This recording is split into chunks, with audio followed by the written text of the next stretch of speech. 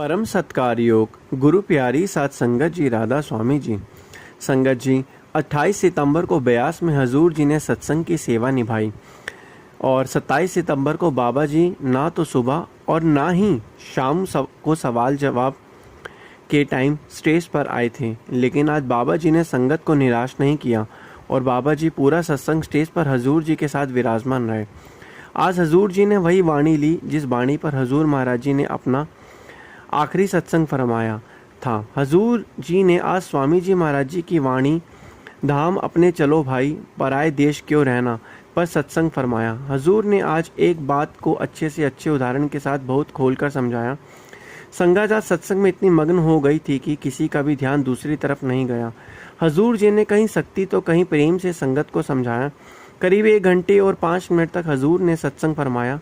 हजूर जी ने कहा, आज हमने स्वामी जी की वाणी से विचार लिया है, परसों हमने रामचरितमानस से वाणी ली थी, कल गुरु नानक देव जी की वाणी से और आज स्वामी जी की वाणी ली है। हजूर बोले, हम अलग अलग संतों और महापुरुषों की वाणी क्यों सुनते हैं? क्योंकि सबके संदेश का सार एक ही है। सबके समझाने का तरीका अलग है लेकिन सार एक ही है। हजूर ने कहा, कोई भी महात्मा हमारा धर्म बदलने नहीं आता, वह तो हमें इंसान बनाना चाहते हैं। वह हमें याद दिलाते हैं कि कुल मालिक एक ही हैं और हमें उसी की महिमा गानी है। जब भी हम आध्यात्मिकता की बात करें तो धर्म जाति से ऊपर उठकर मालिक की ओर ध्यान देना चाहिए। हजूर जी ने बताया कि जो ग्रंथ और पोथियां हमें मिली हैं वह महात्माओं की ज़िंदगी का निचोड़ है, लेकिन समस्या यह है कि हम उन्हें पढ़ते तो हैं, सुनते भी हैं, पर उन पर अमल नहीं करते। हजूर ने उदाहरण दिया, जैसे स्कूल में जब हम फिजिक्स या बायोलॉजी पढ़ते हैं तो पहले अध्यापक हमें कॉन्सेप्ट समझाता है, फिर हम प्रयोग करते हैं और जब अनुभव होता है तो विश्वास आता है। बिल्कुल यही बात है संत मत में भी लागू होती है।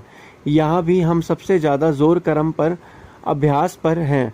बिना अभ्यास के हमें अनुभव नहीं होगा। हजूर जी बोले, जब हम ग्रंथ पोथियाँ पढ़ते हैं तो वह हमें सिखाती हैं कि हमें ज़िंदगी को कैसे जीना है। पुराने ज़माने के संत महापुरुषों की जीवनियाँ देखो, किसी ने हल जोता, किसी ने कपड़ा बुना, किसी ने पूरी ईमानदारी से मेहनत की। सब ने हक हलाल की कमाई की और मालिक के गुणगान किए। फिर व्यास का उदाहरण देते हुए हजूर जी ने कहा, बाबा जयमल सिंह जी महाराज फौज में थे, स्वामी जी महाराज भी अपने काम में लगे रहते थे और आज बाबा जी भी परिवार की जिम्मेदारियां निभाते हुए संगत की सेवा करते हैं। यही असली शिक्षा, अपने कर्तव्य निभाते हुए मालिक को याद करना और उसकी भक्ति करना। हजूर बोले, संगत का रिश्ता अपने गुरु से सिर्फ कर्तव्य का नहीं बल्कि गहरे प्रेम का होता है। जब जब हम ब्यास आते हैं तो हर ईंट, हर पत्ता, हर कोना कोना उस प्रेम से जुड़ा हुआ महसूस होता है। संगत ने अपने गुरु से हमेशा प्रेम का बंधन जोड़ा है, लेकिन हजूर जी समझाते हैं कि अभी हमारी पहचान केवल शारीरिक स्तर तक सीमित है, हमें शरीर के दायरे से ऊपर सोचना है। कई लोग पूछते हैं कि जब हम ब्यास आते हैं तो हमें भीतर एक सुख और शांति क्यों महसूस होती है? उसका कारण यही है कि यहाँ प्रेम का रिश्ता है। स्वामी जी की वाणी भी हमें यही सिखाती है। उनकी पंक्ति धाम अपने चले भाई हमें इशारा देती है कि असली घर तो हम वही सचखंड है। जैसे बच्चे पढ़ाई के लिए अलग अलग शहरों और स्कूलों में जाते हैं और हम भी रोज़गार के लिए इधर उधर जाते हैं, पर छुट्टियों में सब फिर लौट आते हैं। घर का मतलब वही जगह है जहाँ से हमारी पहचान है, जहाँ हमें जन्म मिला है, जहाँ असली सुख है, वह हमारा सच्चे ठिकाना है। हम दुनिया भर में भटक कर वापस अपने घर पहुँच जाते हैं। यह स्वामी जी का इशारा अपने घर, उसी घर की तरफ है जहाँ से हम आए हैं। आगे हजूर जी ने फरमाया, वाणी में कहा गया है, आए जाए सो माया, शरीर मिट्टी से बना है और यही मिट्टी में मिल जाना है। असली शक्ति तो आत्मा है। जैसे गाड़ी से इंजन निकाल दो तो उसका कोई मूल्य नहीं, या मयान से तलवार हटा दो तो मयान बेकार हो जाती है, बल्ब से बिजली निकाल दो तो बल्ब बेकार हो जाता है। ठीक वैसे ही जब आत्मा शरीर से निकल जाती है तो शरीर का कोई महत्व नहीं रह जाता। शरीर नश्वर है लेकिन आत्मा अमर है, आत्मा कभी नष्ट नहीं होती। हजूर जी आगे समझाते हैं, अभिनेता जब कोई भूमिका निभाता है तो कई बार उस रोल में इतना खो जाता है कि अपनी असली पहचान ही भूल बैठता है। हमें भी यही भूल हो जाती है। यहाँ आकर हम अपनी एक रोल ही निभा रहे हैं और अपने रोल में इतना खो चुके हैं कि हम अपनी असली पहचान को भूल गए हैं। हजूर ने उदाहरण दिया, अगर हरे रंग का चश्मा पहनकर दुनिया देखोगे तो सब कुछ हरा दिखाई देगा। असल में दुनिया वही है, लेकिन हमारी दृष्टि बदलने से नज़रिया बदल जाता है। वाणी कहती है, आत्म राम राम है, आत्मा का असली घर परमात्मा है, वही उसकी मंजिल है। संत पलटू साहब ने कहा था, साहिब क्या करे साहिब तेरे पास, बाइबल में भी लिखा है, we are the living temple of God, यानी परमात्मा का असली निवास हमारे भीतर है। वाणी में स्पष्ट है, चौथे लोक बस एक स्वामी। यही कारण है कि संत हमें जाति पाति और धर्म मजहब से ऊपर उठाकर असली पहचान कराते हैं। हजूर जी ने कहा, हमारी असली कौम कोई जाति या मजहब नहीं, हमारा असली जो है कोई देश नहीं है, बल्कि जो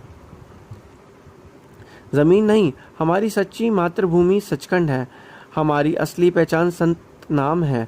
हमारा वतन मालिक की इश्क और उसका प्रेम। लोग जो दुनिया में इतना दुख क्यों है? हजूर जी कहते हैं, हम इस गंदगी के बीच जन्म लेते हैं, लेकिन हमें यही पहचानना है कि असली घर कहाँ है। हमें इस गंदगी को पीछे छोड़कर अपनी आत्मा की पहचान करनी है। हजूर जी समझाते हैं कि असली पहचान हमें तभी होगी जब हम भीतर की गहराई में सहज अवस्था में पहुंचेंगे। यही जीवन का उद्देश्य है, सत्य को पहचानना। स्वामी जी कहते हैं, पराए देश में क्यों रहना। उदाहरण देते हुए हजूर जी कहते हैं, जैसे एक शराबी गाड़ी चला रहा हो, रास्ते में मोड़ आया और गाड़ी पलट गई। ऐसा क्यों हुआ? क्योंकि ड्राइवर का गाड़ी पर नियंत्रण नहीं रहा। इसी तरह जब इंसान अपने जीवन पर काबू नहीं रखता तो दुर्घटनाएं होती हैं। इसलिए ही शेख फरीद जी ने कहा था, 4 गवाया हंड के 4 गवाया संग। अब सवाल उठता है कि मालिक ने हमें किस काम के लिए भेजा है? क्या सिर्फ पराई चीज़ों के पीछे भागने के लिए? नहीं, बिल्कुल भी नहीं। मालिक ने हमें यह मौका दिया है कि हम अपने आप को इस जेल खाने से आज़ाद करवा सकें। लेकिन हम क्या कर रहे हैं? कभी धन दौलत की दौड़ में, कभी पद प्रतिष्ठा की चाह में, कभी बच्चों के भविष्य और परिवार के झंझट में उलझ जाते हैं। हजूर जी बताते हैं कि प्रकृति में कई जीव ऐसे हैं जो लाखों अंडे देते हैं।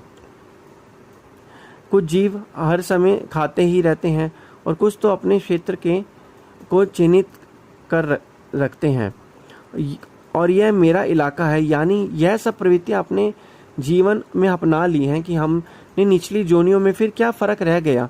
हजूर बोले, इंसान को सर्वोत्तम जोनी मिली है और हमें यह अक्सर सिर्फ खाने पीने या पैसा का जमा करने के लिए नहीं दिया गया। अफसोस हम इस मौके को खो रहे हैं। हजूर जी कहते हैं, अब ज़रूरत है ठहर कर सोचने की, हमें भेजा किस मकसद से गया है।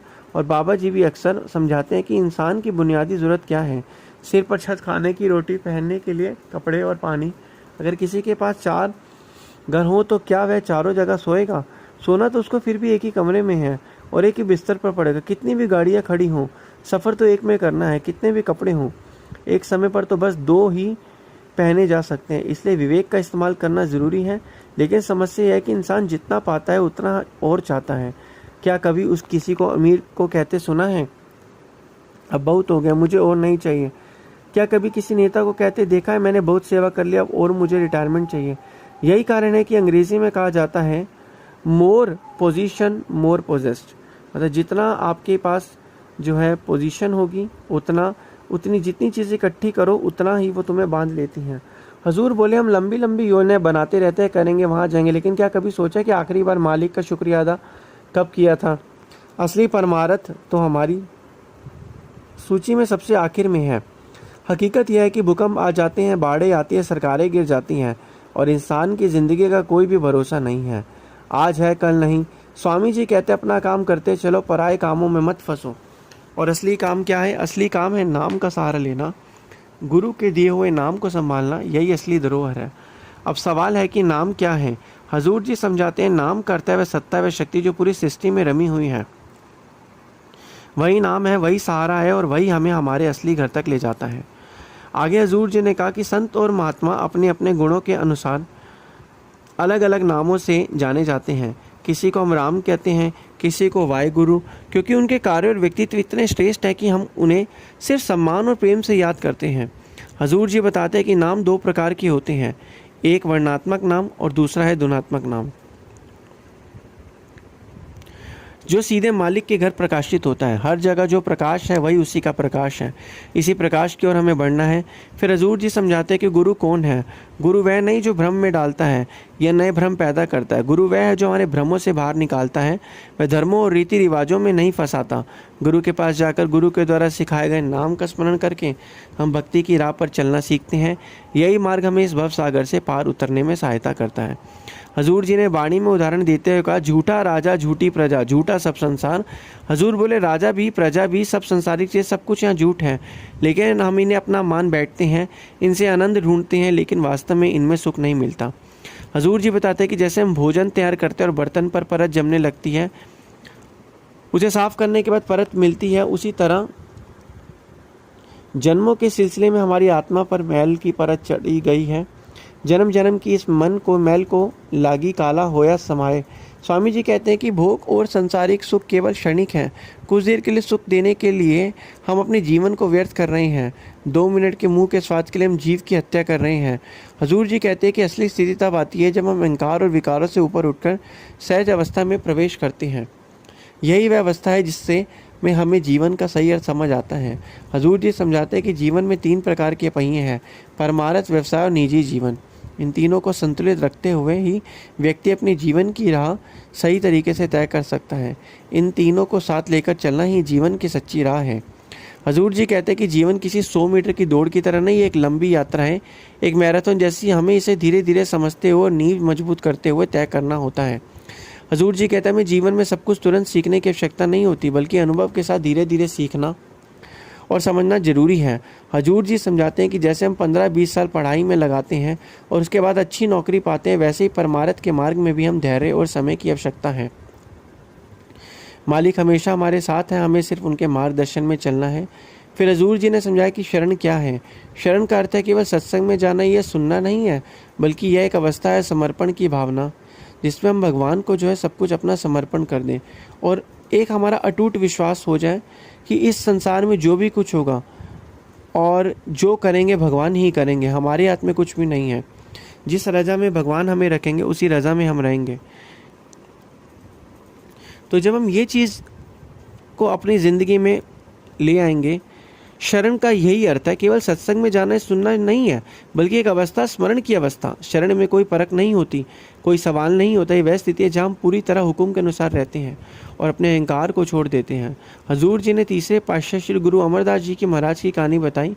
जब वे वृद्ध हो गए, उन्होंने अगले गुरु को चुनने का निर्णय लिया। उन्होंने अपने सभी सेवकों को बोला 72 चबूतरे बनवाए, बार बार चबूतरे तोड़ा, फिर से बनाने का हुक्म दिया।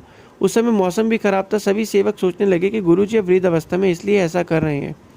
लेकिन एक भाई जो आगे चलकर श्री गुरु रामदास जी महाराज बने, पूरी तरह समर्पित रहे। उन्होंने जो आदेश आया वही किया और अपने आप को पूरी तरह समर्पित कर दिया। हजूर जी कहते हैं कि इसी प्रकार जब हम शरण की अवस्था में पहुँचते हैं और अपने आप को समर्पित कर देते हैं, तभी वैराग्य स्वाभाविक रूप से उत्पन्न होता है। शरण में हम अपने अहंकार को और मोह से ऊपर उठ जाते हैं। हजूर जी बताते हैं कि चौथी पातशाही के समय भी जब विवाह का अवसर आया, उस समय दरबार साहिब की नींव रखी गई। गुरु जी ने अपने सबसे छोटे पुत्र श्री गुरु अर्जुन देव जी महाराज को लाहौर भेजा और साथ ही यह निर्देश दिया कि जब तक वह ना बुलाएं तब तक ना आए। उनके भीतर गुरु दर्शन की इतनी तीव्र इच्छा थी कि पहले 2 पत्र तो उन तक नहीं पहुंच पाए, लेकिन तीसरा पत्र उन्हें मिल गया। उस समय उन्होंने भी वैराग्य की अनुभूति कर ली और 5वें पातशाह को संदेश दिया। हजूर जी जब यह कथा सुन रहे थे तो उनकी आंखें भर आईं, पर उन्होंने भाव को नियंत्रण रखते हुए सत्संग को जारी किया। आगे हजूर ने फरमाया, जब आत्मा को प्रभु से मिलने की तीव्र लालसा होती है, तब मालिक को भी दया आती है। जब यह मिलन होता है तो महापुरुष फरमाते हैं कि भाग्यशाली हैं वे इंसान जिसे सच्चे गुरु और संत का जो है साथ मिल जाए। पर हम लोग क्या करते हैं, हम तो हर बात को सिर्फ शब्दों में ही उलझाए रहते हैं। हम अपने अहंकार को काबू में नहीं रख पाते। हम पढ़ाई के लिए स्कूल जाते हैं, वहाँ मित्र बनाते हैं, नौकरी और व्यापार में नए रिश्ते बनाते हैं, पर ज़रा सोचिए क्या हम इन सब पर अपना नियंत्रण बना पाए। किसान भाई भी यहाँ बैठे हैं, वह भी नहीं जानते कि इस साल फसल कैसी होगी। क्या यह उनके वश में है? आजकल GST का जिक्र चलता है, कभी नए टैक्स आते हैं, कभी ट्रम्प के टैरिफ की चर्चा होती है, पर क्या हम इनमें से किसी को रोक सकते हैं? नहीं। हजूर जी समझाते हैं कि इंसान के हाथ में केवल एक ही चीज़ है और वो है अपना नज़रिया। कर्म तो अपना फल देंगे ही देंगे, पर हम किसी परिस्थिति को किसी दृष्टि से देखते हैं, यह पूरी हमारे बस में है। जब हम मालिक की शरण में आते हैं तब यह नज़रिया पवित्र और निर्मल हो जाता है। फिर हमारी ज़ुबान से केवल एक ही बात निकलती है, तेरा भाणा मीठा लगे। वाणी में कहा गया है कि हम जन्म भी दुख में लेते हैं और मृत्यु भी दुख में होती है, परंतु जब इंसान मालिक की शरण ग्रहण करता है तो मन निर्मल हो जाता है और भीतर प्रभु के दर्शन होने लगते हैं। फिर सभी प्रकार के दुख समाप्त हो जाते हैं। तो इसी तरीके से हमने यह जो चीज़ें समझी, हमें अपने पर अमल करना चाहिए और नियमानुसार चलेंगे तो हमें भक्ति का आनंद भी मिलेगा।